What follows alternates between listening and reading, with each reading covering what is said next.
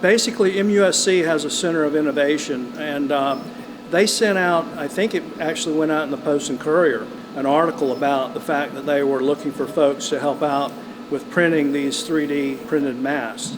And so we got a hold of it, and obviously we have the Aeronautical Training Center here at Trident Technical College, and so what we wanted to do is see if we could help out. What we're actually 3D printing are these pieces. You have the mask assembly, which is here, and then this piece here and these smaller pieces are all part of the cartridge assembly. And once we get them finished, we'll send them down to MUSC. We've got different sizes. We've got a small, medium, and large, and each of them has a cartridge system that fits onto the mask.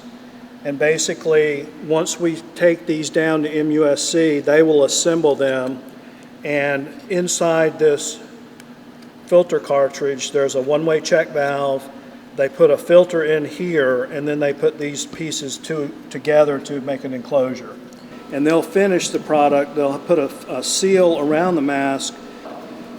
From what I can see, they're going to be reusable. These are hard shells, and they'll be able to sterilize them and change the filters, etc. And hopefully, once we have this, they'll be able to use them multiple times. And so we're just trying to help out all we can. This gives us good opportunity to run the machines while they're here, and it's just everybody's trying to pitch in. So that's it.